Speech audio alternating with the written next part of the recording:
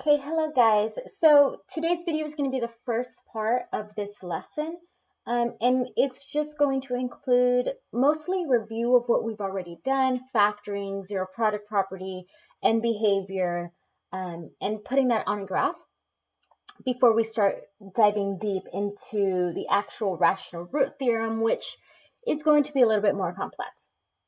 So before we get started, I did want to talk about some definitions. The factor theorem is going to help us determine whether something is a factor of a polynomial or not. And what that says is that, say a given binomial, x minus k, that would be a factor to a polynomial, whatever polynomial you're talking about, if and only if f of k is equal to 0. So that's the book definition. I wanted to give you guys a little bit different words. So that x minus k divisor is a factor if and only if, I didn't misspell this is just short for this. So if and only if, when you divide any polynomial by a factor, if the remainder gives you 0.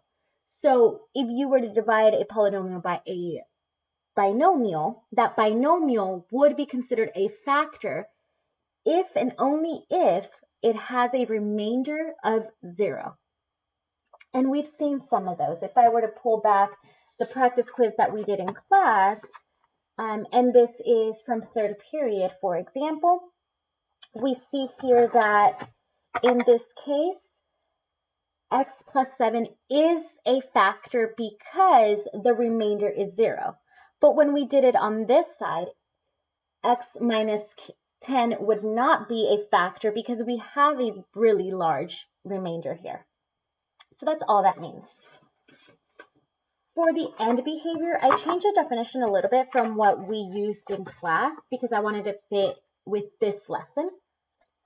We are going to define the end behavior as a general shape of a graph which is based on the degree and the leading coefficient. So whether that degree is even or odd, and if that leading coefficient is either positive or negative. So remember when we did that, we made sure it was written in standard form first, then we took that first term, which had our leading coefficient and our degree, and we found it on here. You also notice that I did my arrows a little darker because that's essentially what we care about. We want to know, are they both pointing up, are they both pointing down, or does it start from the bottom to the top or the top to the bottom? And then we're also going to be introduced to multiplicities, and that just means how many times the graph actually crosses a root or a solution, how many times it touches that x-intercept. So to review, to get us started here, I want us to factor each of the polynomials and then use ZPP to find the roots. So this is what we just quizzed on the other day. You should be able to solve the factoring portion of this. So since this is a 1, 2, 3, 4 term polynomial, I'm going to factor this as such, and I will pull out the GCF. So the GCF between this is x squared, and what I would be left with is x minus 2. And then the greatest common factor between these two is negative 9. Again, what I would be left with is x minus 2, which works out nicely because I have that same term. So I'll pull that out again, x minus 2. That is the GCF of each of these terms. And then I bring down what they have in common, which is this x squared minus 9. I notice that this is a difference of squares, so I can say this is x minus 3, x plus 3, and I'm going to bring down that 0 from the beginning and make sure that I also bring down that GCF, which was the x minus 2. So far, this should be just review. So this is factoring. And I'll write that in a different color here. So far, this part here is factoring. Okay, now that I wrote that on there, I'm going to keep going to use the ZPP to find the roots. So if we think back to the zero product property that we learned a couple of, months ago, that tells us that in order for the product to be 0, one, if not all of the actual factors have to equal 0. So I'm going to set each of these equal to 0, and then solve for x. So in this one, I would have x is equal to 2, x is equal to 3, and x is equal to -3. And I could go as far as writing these as coordinate points like this. So this part here is our zero product property, our ZPP. So far, I have factored each factor the polynomial. So in this one, I did factored by grouping. Then I found those factors, which I then used the zero product property to find my roots. Okay, the next part of this, I wrote in green. So we are going to sketch using the roots and the end behavior. So I still have that chart up here, which I will probably redraw here in a second. But I want to go ahead and graph these roots that I found. So each of these coordinate points, I'm going to graph on my picture here. -3. So I went ahead and I used my roots. Now I want to know my end behavior. So looking at my initial equation here, I notice that this is written in standard form. So I am going to take this first term here, that x cubed.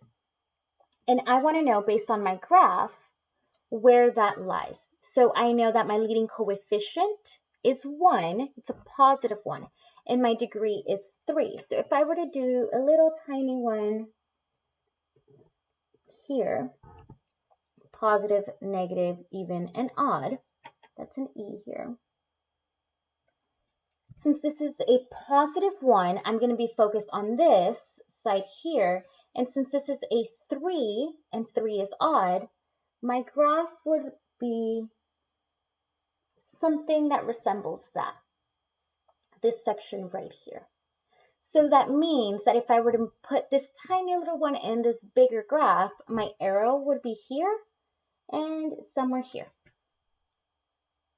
Well, now that I know where my graph would end, and I know what my roots are, all I have to do is sketch a random graph that intersects at those points there. I knew my arrows based on my chart, and I knew where it would cross the x-axis. I can't cross this x-axis anywhere but at these 3 points, which is what I got from here by using the zero product property after I factored my initial polynomial. So here is a second example that you would work on. I want you to factor, like I did here, in pink, then use a zero product property to find the roots, like I did in that yellow-orange color. Then I want you to sketch using these same roots and the end behavior of your graph.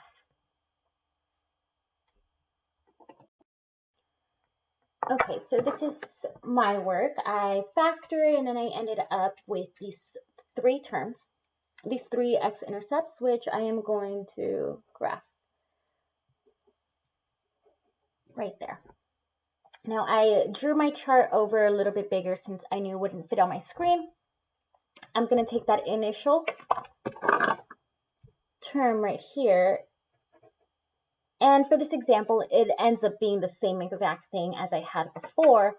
So a positive and an odd. So positive and odd gives me this one right here. So again, I can draw my arrows first. I know it's going to look something like this because the arrows match.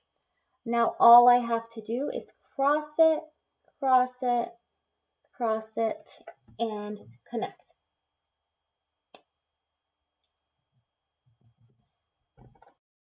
One thing I want to point out is your degree of your polynomial is going to tell you how many roots you have. So since this is a 3, I know I'm going to end up with 1, 2, 3 roots. If this was, for example, a 5, I would end up with 1, 2, 3, 4, 5 roots. So that's one easy way to check your work as you go along. Having said that, I'm going to go ahead and show you the next one. For these, when it said factor, we factored using grouping because, again, we had 1, 2, 3, 4 terms. But what happens when the same instructions are on, but instead of having a 4-term polynomial, I am now looking at something like this. In our quiz that we just took, the practice quiz, for example, I gave you guys on number 4, I gave you guys some trinomials and some 4-term polynomials, and I told you that when it was a trinomial, you can pull out a GCF and then use the X method, whereas where you had 4 terms, you had to use grouping. So we're going to follow those same rules for this next problem here. I want to know, what is the GCF of this problem? What is something that the 3 of these terms have in common? Well, I noticed that there's no coefficient that goes into all of them, but definitely the x squared. When I do that, I am left with x squared plus x minus 6. Now that I have this, I can use my x method with this quadratic part in green to see if I can simplify this even further. I'm going to leave this x squared here for a second, just ignore it and focus on this trinomial here. Now, since my a is 1, I'm not going to need to use my box method. I can go straight from the x to factored form. So negative 6 and 1. And I want 2 numbers that when I multiply them gives me negative 6, but when I add them gives me a positive 1. So that's going to be a positive 3 and a negative 2. So again, bring down my x squared. And x plus 3, x minus 2. So in this one, we did add that extra little step of having to use the x method because this was a trinomial. Now from here, again, we're going to go and use the zero product property. So I'm going to drop each one of these down and set it equal to 0.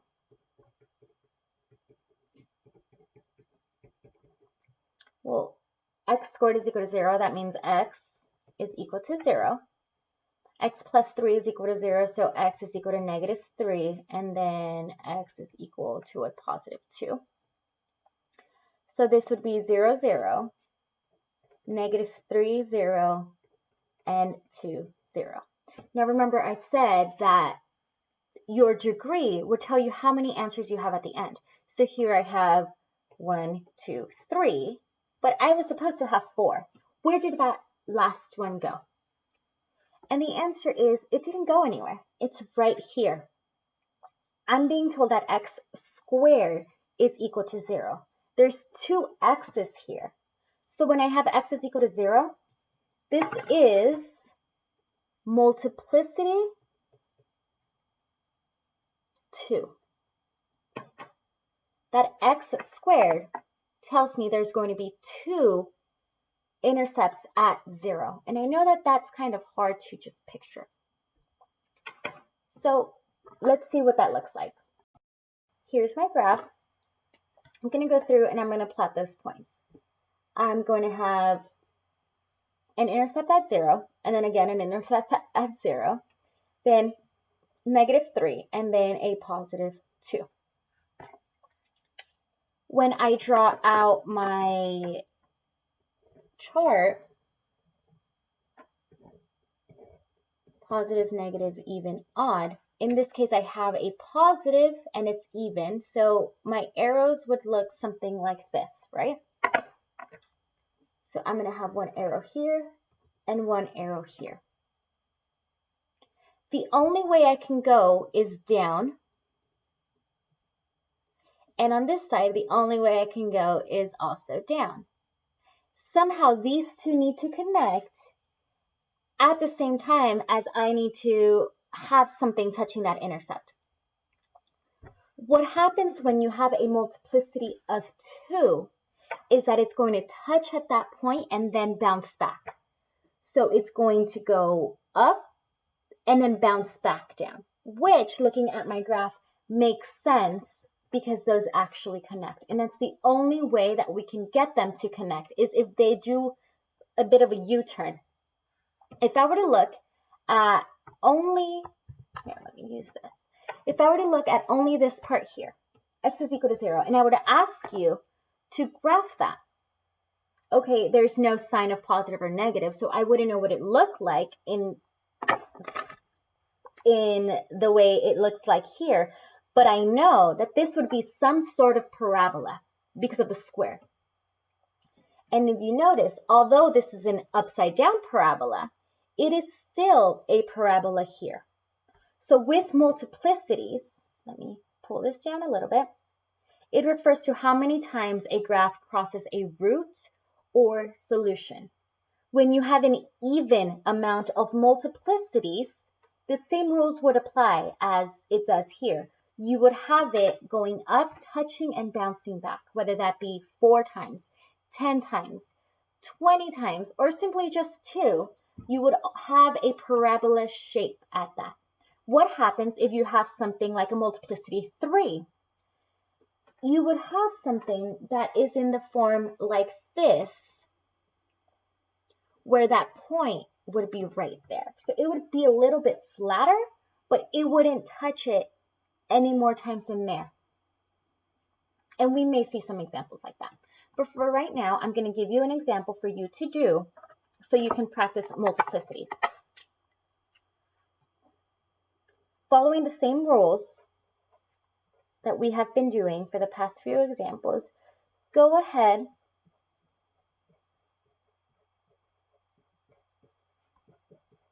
and factor the polynomial, use zero product property to find the roots, and then sketch the graph using the roots and its end behavior for this problem here.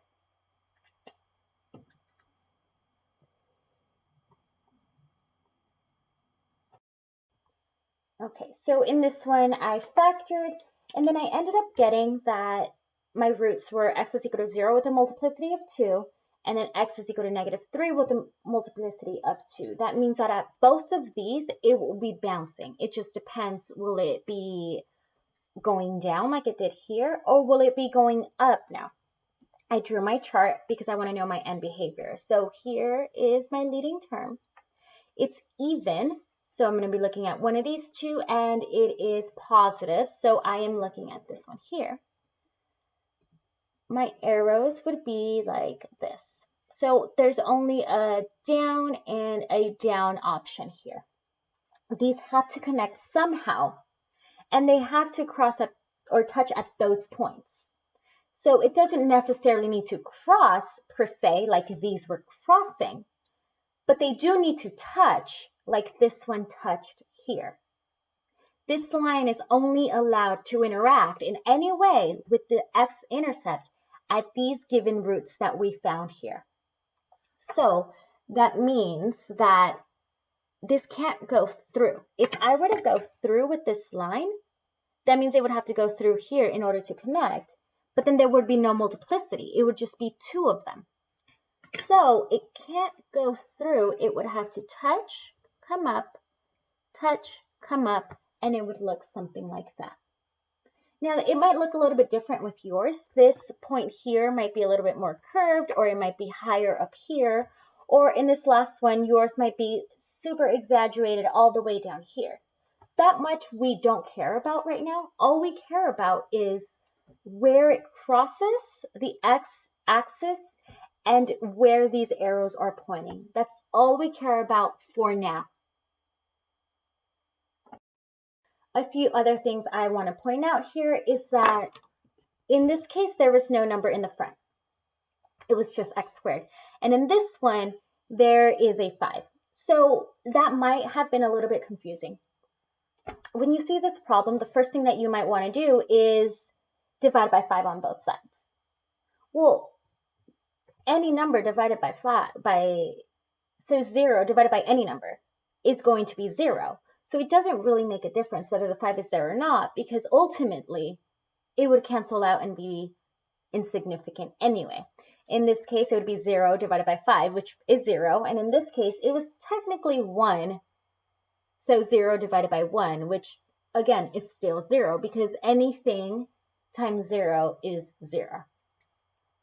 Another thing is that The only times you will have a multiplicity is when you have the same root more than once. Like, for example, here you had x squared is equal to 0, and here you had x squared is equal to 0. So if I were to expand that, I would have x times x is equal to 0, which again, using the zero product property. So let me actually expand that here. I had x times x is equal to 0. My pen's dying, right? Because x squared is x times x. Well, if I used, again, the zero product property, that would set x equal to 0 on this side and x equal to 0 on this side, which again would look like it did down here, where x minus 3, x is equal to negative 3, and then x is equal to negative 3 again, which gave me a multiplicity of 2. So it's the same idea, just keep in mind that the multiplicities only happen when you have more than one of the same root. The first problems we did didn't have a multiplicity. They never bounced back at a certain point. That's because we had different roots for each factor. In these, we didn't have that. We had the same root more than once in our factors. I'm going to leave you with the vocabulary in case you want to copy these down or go over them again. And remember that you will have an extra practice worksheet under Files, Extra Practice. Just look for the section.